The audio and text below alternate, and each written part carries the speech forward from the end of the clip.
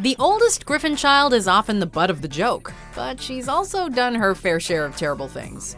Welcome to WatchMojo, and today we're counting down our picks for the top 10 worst things that Meg Griffin from Family Guy has done.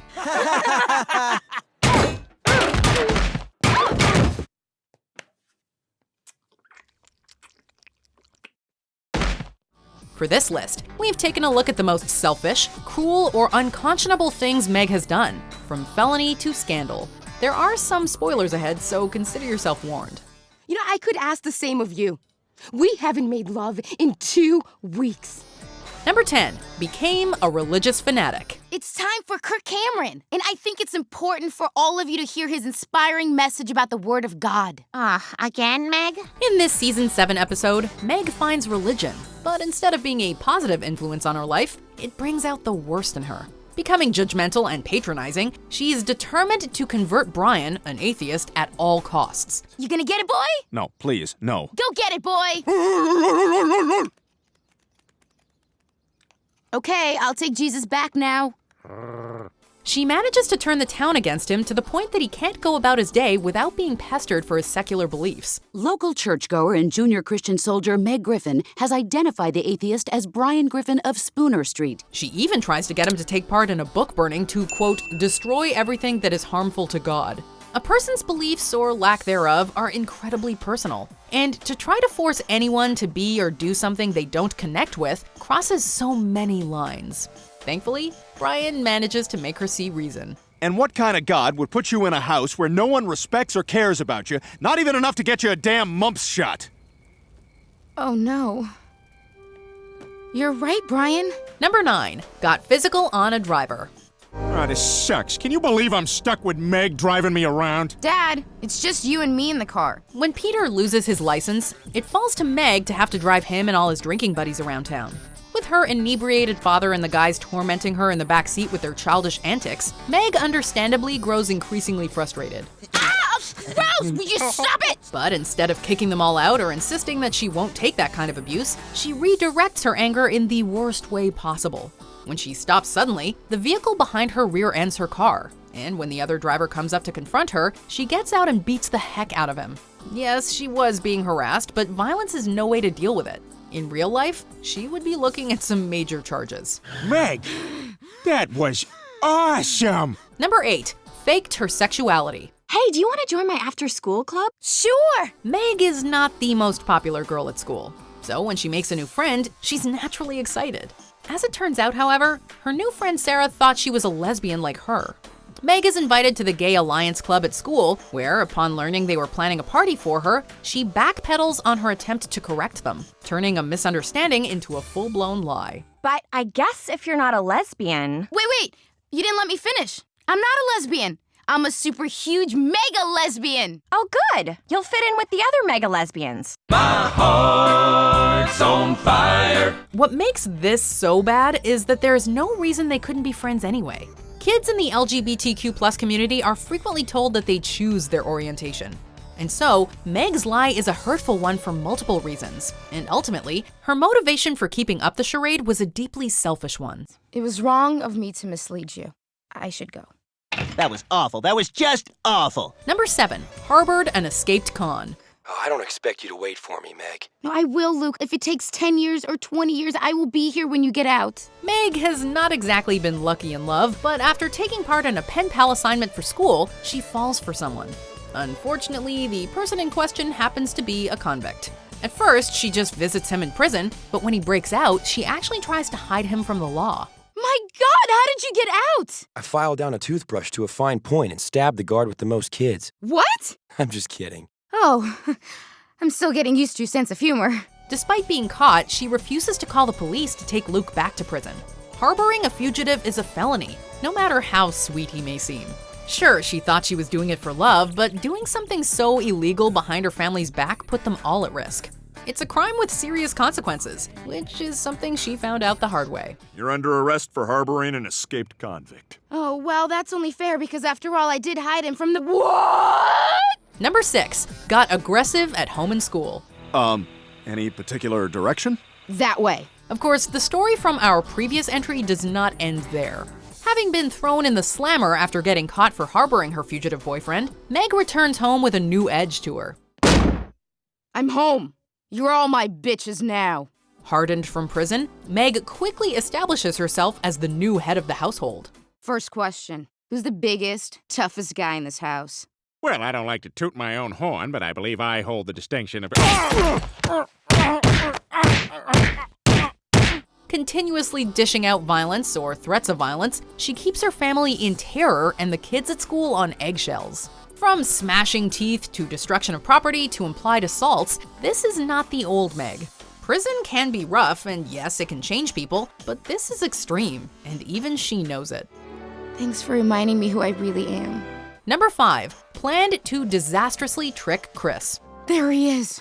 The reason my bedpost is so shiny. With a new kid in town, Meg finds herself nursing a crush.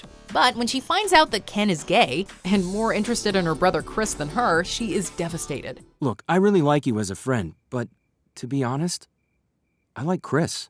What? Rather than just move on, Meg tries to convince Chris that he has to sleep with Ken and then tell her what it's like.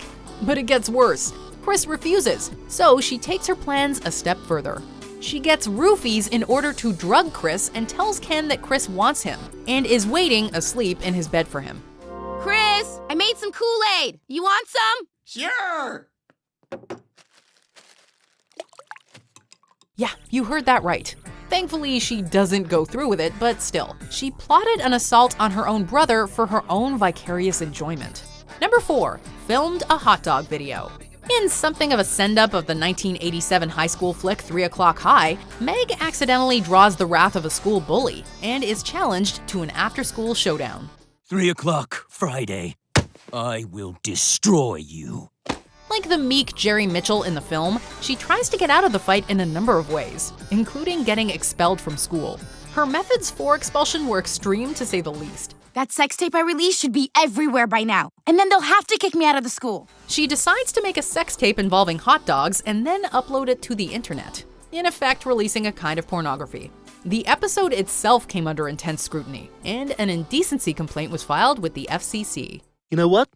Good for her. Number 3, took advantage of Chris. Busted. After catching Chris stealing from their mom's purse, Meg decides to blackmail her brother. Her demands start off small, making Chris do her homework / clean her room, etc. Basic sibling stuff. But then her requests get increasingly disturbed, like stalk outside of Planned Parenthood, take the names of the girls who go inside, and then dial them up with some seriously messed up crank call material. All right, good. Now I want you to call them as if you're their dead baby. She also reveals to Chris, or at least heavily implies, that she is an anti-Semite. Like, I'm part of a group that kind of trashes Anne Frank's house every year. Basically, she goes way beyond a little sibling rivalry. What she does and wants is downright criminal. Number 2, tried to become the new Mrs. Swanson. Hi, honey. What? What'd you say? I just said hi. Is that Bonnie's dress? Oh, yeah. Meg is so starved for love, it usually doesn't take her long to get obsessive when someone shows her even the most basic affection and kindness. And so, what starts off as a neighborly gesture turns into something dark. Hey, who's that? Your boyfriend? Yeah, that's my boyfriend. While checking in on Joe and Susie while Bonnie is away, Meg becomes infatuated with Joe, blowing the smallest thing out of proportion to convince herself he loves her too. To keep Joe's wife away longer, she plants a gun in Bonnie's luggage and gets her arrested at the airport. And later that night inserts herself into the Swanson family life by breastfeeding Susie in public. Meg is beyond inappropriate. Oh God! Oh! Hey man, just because you are the member of the family that gets picked on the most doesn't mean you don't do some shady things yourself, I guess? Yeesh, I'm not even touching this list. So before we find out the worst thing Meg Griffin has done, let's get through these dishonorable mentions. Hi, Meg. Can I help you? Hands in the air, Goldman! Oh my God! What are you doing? Give me your money! Oh my God. Chris? Meg? Oh my God, what are you doing here? Oh, what's the matter, Mike? Can't punch a girl in the face? You'd be surprised what my face can do to you.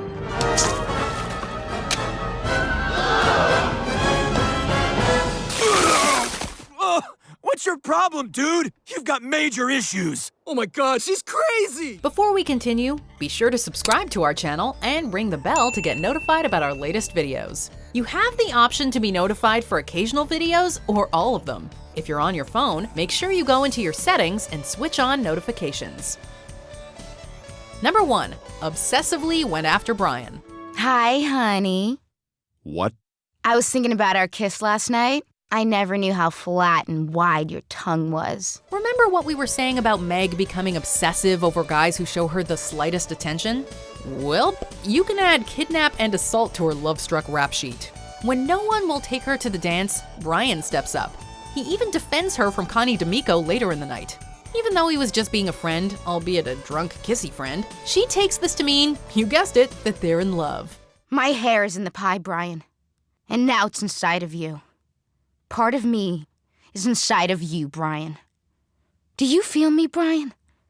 Do you feel me inside of you? She starts off by sending him creepy baked goods, but soon goes straight for the felony charges by knocking him out, kidnapping, and even worse. Meg has got a lot of issues, and for everyone's sake, ought to get some serious help.